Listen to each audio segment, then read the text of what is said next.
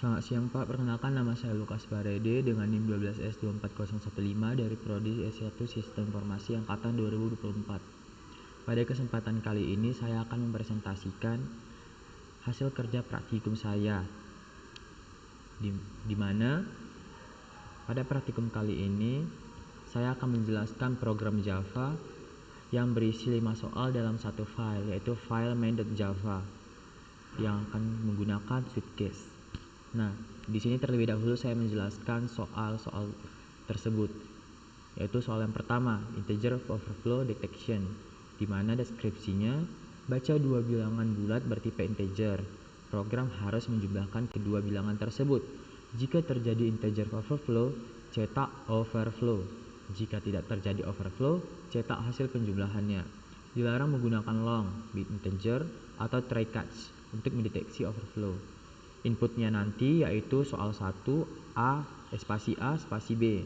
Nah, outputnya nanti merupakan hasil penjumlahannya. Contoh input misalnya seperti ini. Soal 1 spasi 2147483647 spasi 1. Nah, contoh outputnya itu overflow. Begitu juga dengan contoh selanjutnya. Nah, pada soal 1 program membaca dua bilangan integer lalu menjumlahkannya, itu intinya. Masalah yang dicek adalah integer overflow-nya.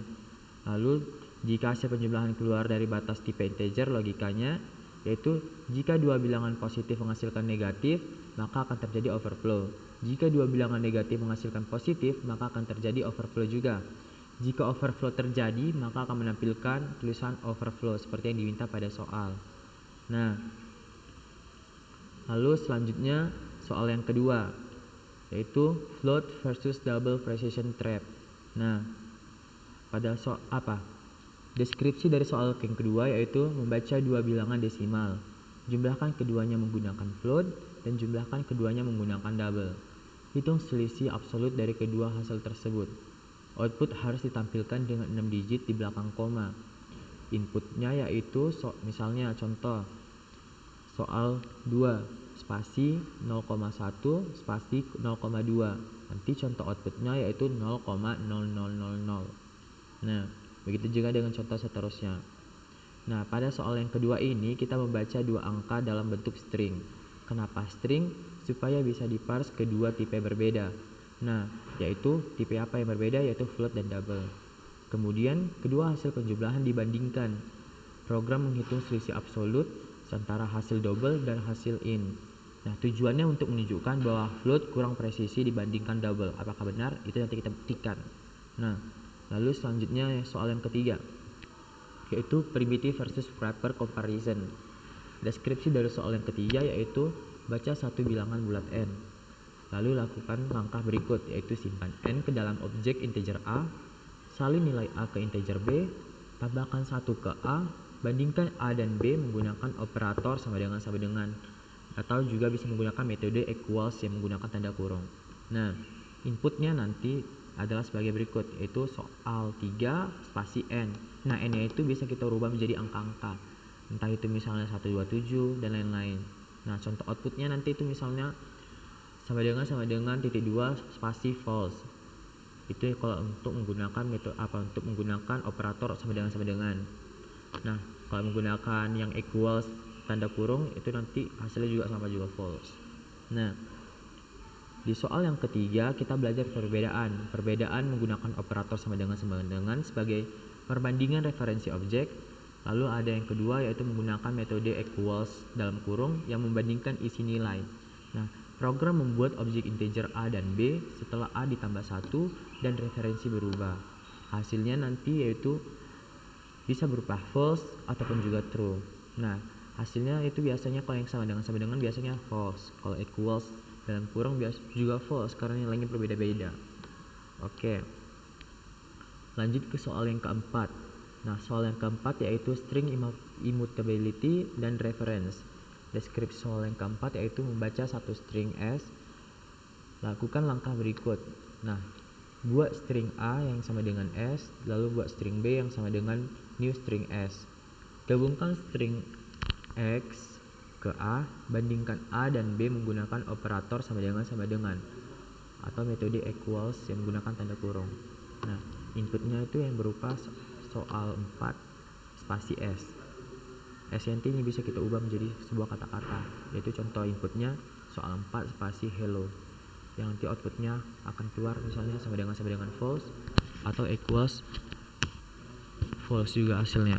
Nah, maksud soal yang keempat itu kita menguji string, yaitu kita mencari tahu perbedaan string, yaitu misalnya string A sama dengan 5, referensinya sama, atau string B yang sama dengan new string dari si S, maksudnya string A sama dengan S yang referensinya sama, lalu string B yang sama dengan new string S atau objek baru yang ada di memori. Nah, perbandingannya itu adalah membandingkan alamat memori dan membandingkan isi teks. Kalau yang sama dengan itu untuk membandingkan alamat memori, sedangkan yang equals dalam kurung itu membandingkan isi teks. Oke, lanjut. Nah, yang terakhir soal yang kelima. Soal yang kelima yaitu parsing dan type safety. Deskripsi soalnya, membaca satu bilangan bulat, satu bilangan desimal, dan satu boolean. Lakukan langkah berikut, yaitu parse seluruh input ke tipe data yang sesuai. Baru kita hitung, yaitu dengan cara integer kali double. Nah, jika nilai boolean adalah false, hasil dikali min 1. Cetak hasil dengan 2 digit di belakang koma. Dilarang melakukan casting manual antar type. Nah, inputnya itu misalnya soal 5 integer double boolean. Contoh input soal 5 spasi 10 spasi 2,5 spasi false. Maka contoh outputnya nanti adalah min 25,00. Nah, maksud daripada soal yang kelima yaitu pada soal 5 program membaca 3 input string, yaitu integer, double, dan boolean. Nah, semua diubah ke tipe aslinya menggunakan parse. Kemudian dihitung yaitu dengan i kali d, yaitu integer kali double. Nah, jika boolean bernilai false, hasil dikalikan min 1. Output ditampilkan dengan format 2 angka di belakang koma, itu intinya. Oke. Nah, selanjutnya kita akan masuk kepada kode programnya.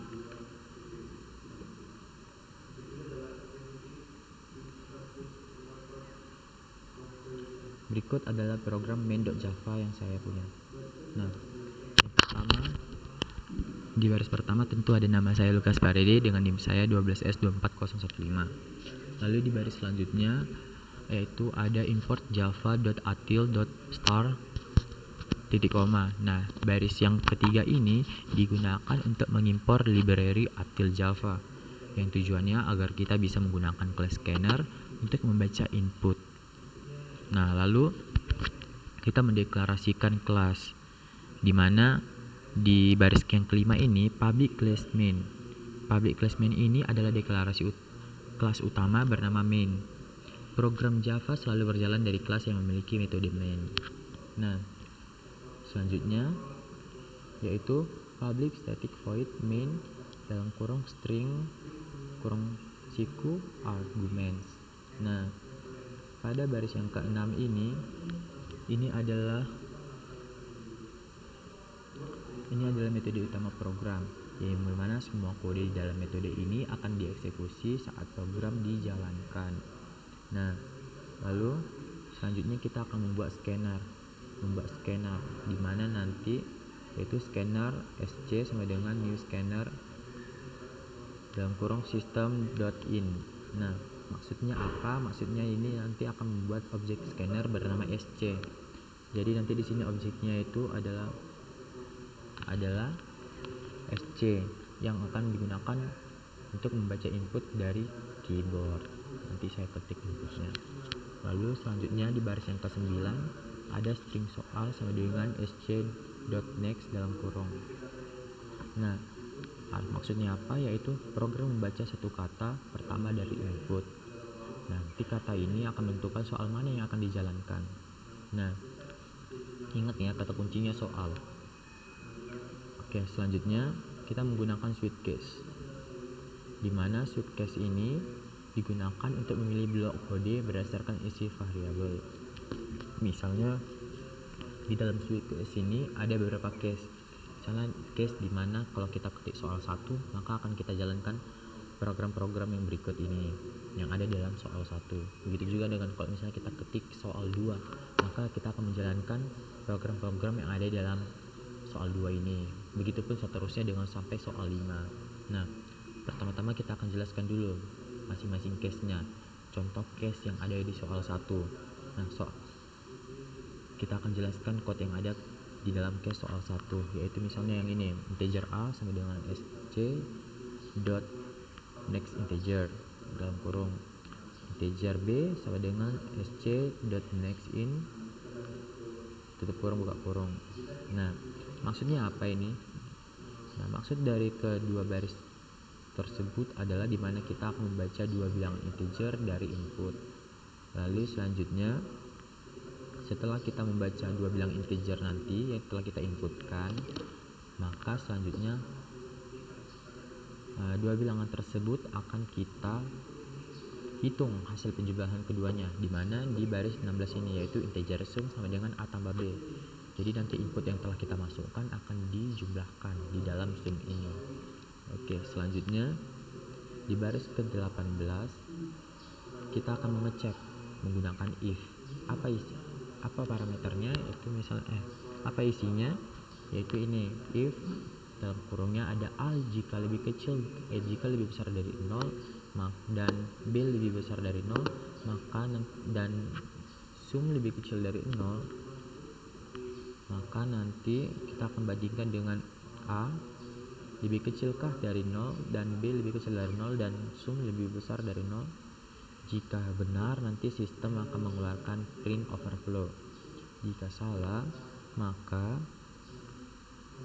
sistem akan mengeprintkannya hasil atau akan menampilkan hasil daripada si sum.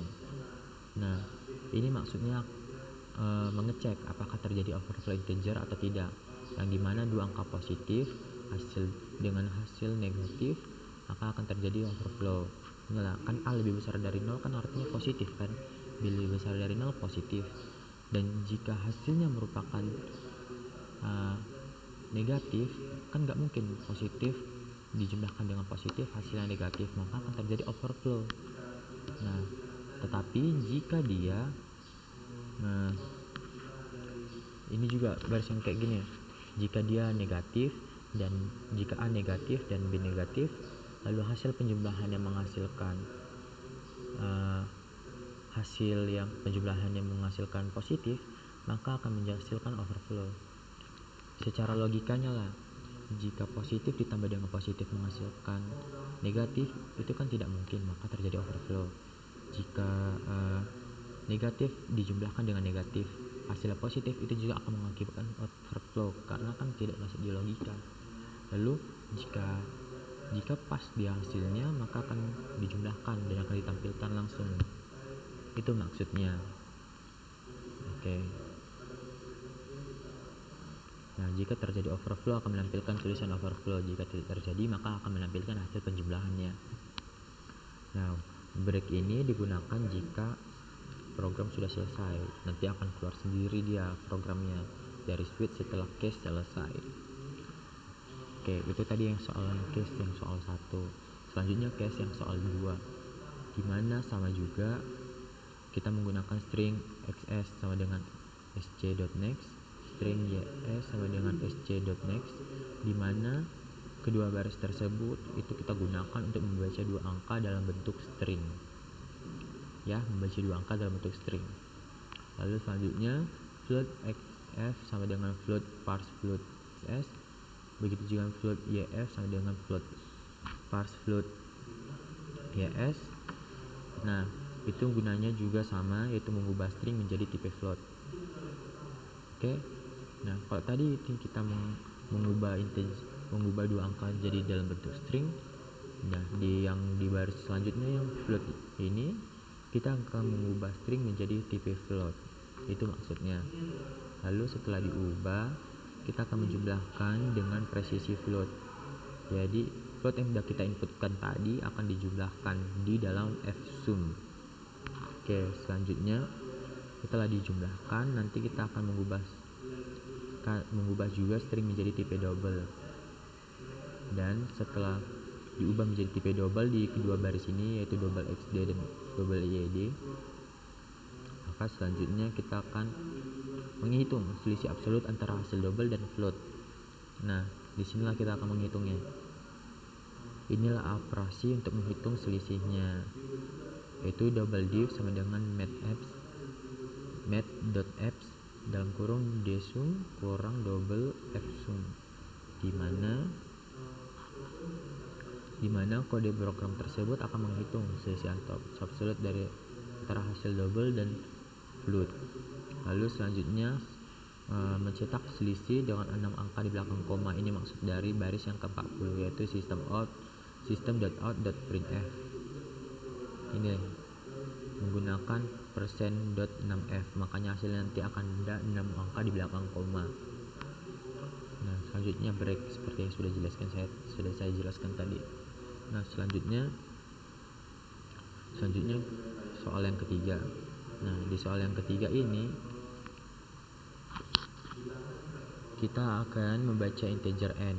Ini gunanya baris yang ke-46. Integer n sama dengan sc.nextIn. Ini gunanya untuk membaca integer n.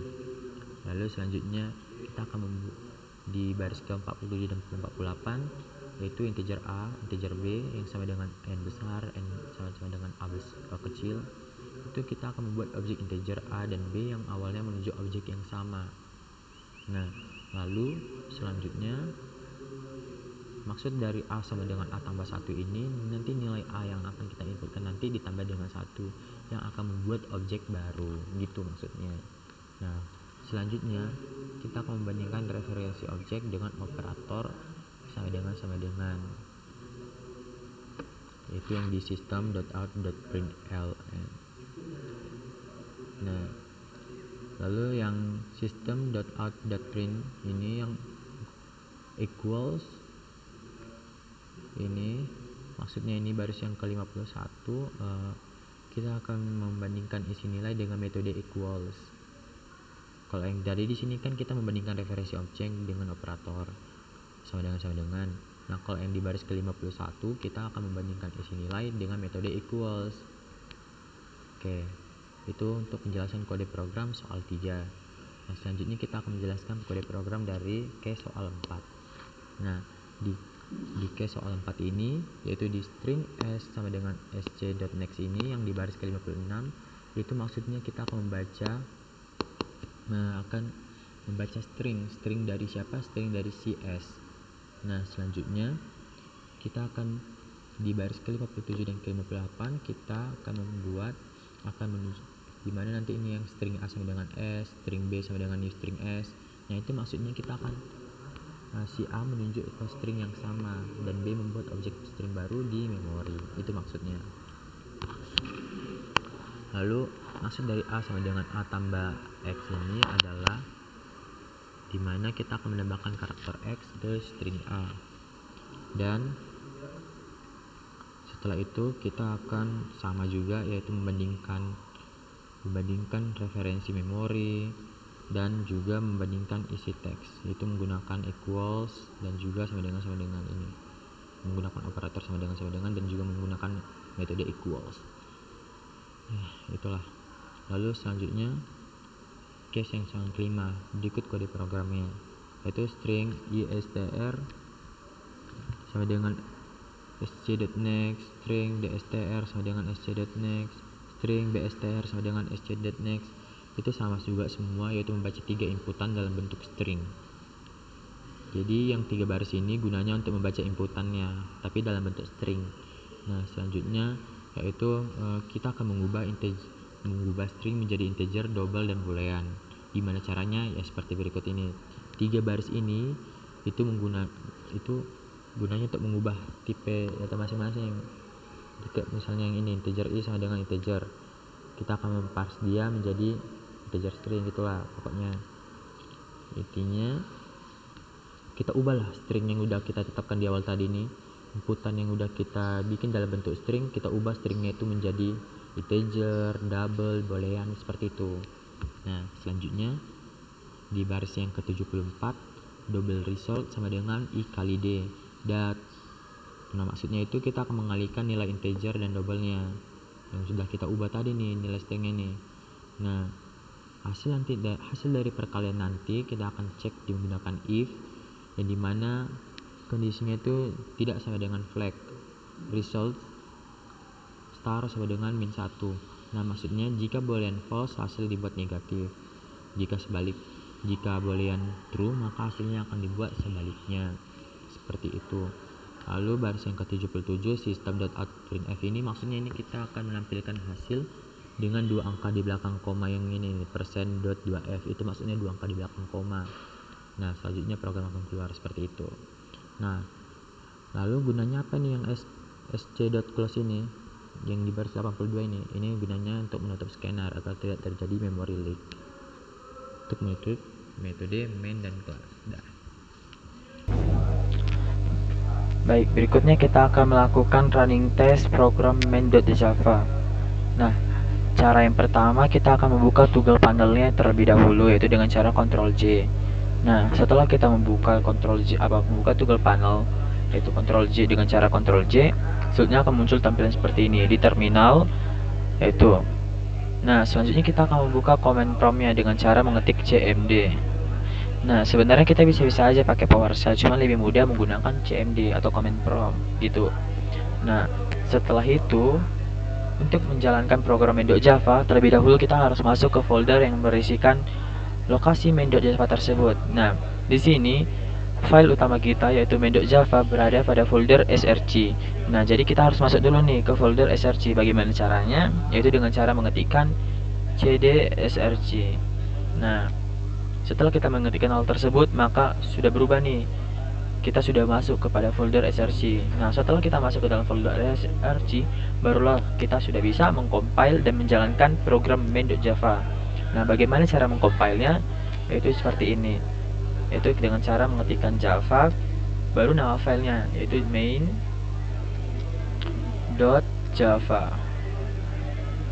Nah, kita sudah berhasil nih melakukan compile kepada file main.java. Bagaimana buktinya bahwasannya itu berhasil? Yaitu ini, sudah muncul file bernamakan main.class. Nah, file main.class ini muncul ketika kita sudah berhasil mengcompile main.java. Nah, kalau sudah berhasil seperti ini, barulah kita bisa menjalankan program main.java tersebut, yaitu dengan cara mengetikkan java baru spasi nama filenya apa, main. Itu dia. Nah, kalau udah seperti ini nih, artinya program tersebut meminta inputan. Oke, mari kita buktikan satu persatu. Nah, pertama kita akan melakukan pengujian pada soal yang satu nih, yaitu integer overflow detection. Jadi kita ingin mengecek nih apakah hasil penjumlahan yang nanti kita lakukan merupakan overflow atau tidak. Nah, jadi jika terjadi overflow, nanti akan muncul atau akan mencetak hasil mencetak tulisan overflow. Tapi jika tidak terjadi overflow, maka akan mencetak hasil penjumlahannya. Berikut kita buktikan ya. Nah, contoh inputnya seperti ini. Soal 1 spasi 2147483647 spasi 1.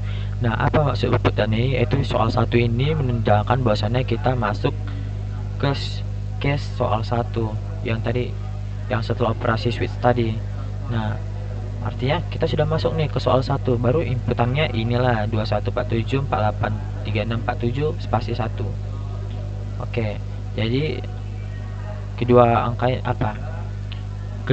ini nanti akan kita jumlahkan. Berikut kita inputkan. Nah, ketika menginputkannya, maka muncul overflow. Kenapa muncul overflow? Karena hasil penjumlahannya tadi itu yaitu antara dia itu dia, karena dia melebihi dari kapasitasnya. Oke, selanjutnya kita akan menguji soal yang kedua, yaitu float versus double precision trap. Nah, apa itu? Yaitu kita akan menjumlahkan kedua angka tadi menggunakan float dan kedua angka lagi menggunakan double. Lalu kita akan menghitung selisih dari kedua hasil tersebut. Nah, outputnya nanti ada 6 angka di belakang koma. Contoh inputnya seperti ini ya, kita tes dulu pakai programnya. Nah, kita jalankan ya. Oke, jadi contoh input dari soal yang kedua yaitu soal 2, yaitu untuk kita masuk ke dalam case soal 2. Lalu selanjutnya yaitu angka-angka yang akan kita inputkan. Nah, ketika kita mengetik enter, maka muncul contoh output yaitu 0,0000. Oke, selanjutnya kita akan menguji soal yang ketiga, yaitu primitive versus wrapper comparison. Di mana nanti kita akan program tersebut akan membaca satu bilangan bulat n nih. Nanti akan dicek nih menggunakan operator dan metode equals. Langsung aja kita contohkan ya. Nah, jadi contoh input soal yang kedua yaitu yang ini, soal 3 spasi 127. Soal yang ketiga itu maksudnya kita akan masuk ke case soal 3 dan angka yang akan kita uji yaitu 127. Nah, berikut adalah contoh outputnya. Selanjutnya kita akan melakukan running test pada soal yang keempat, yaitu string immutability dan reference. Contoh inputnya yaitu ini, soal 4 spasi hello. Nah,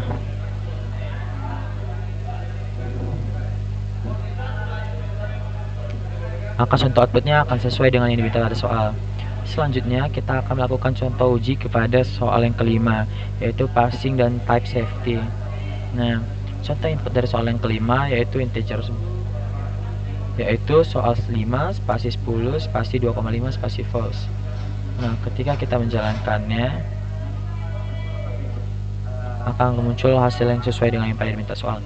Nah, jadi begini, kita sudah menjalankan atau melakukan running test kepada 5 soal yang ada pada soal 5 contoh yang ada pada setiap 5 soal.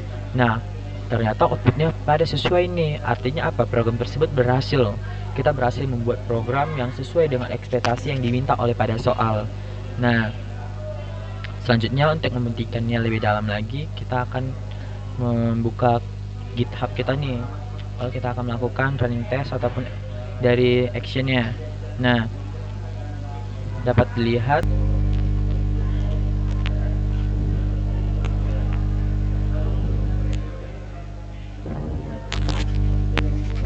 kita akan melakukan uji coba run auto gradingnya.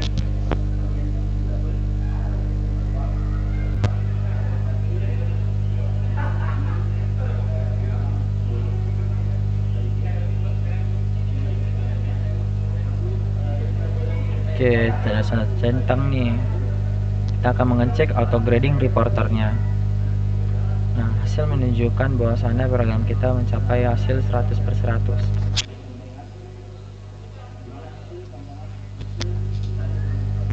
Nah, sekian hasil daripada presentasi praktikum pemrograman berorientasi objek saya. Mohon maaf jika terdapat kekurangan ataupun perkataan yang salah. Sekian daripada saya, terima kasih Pak.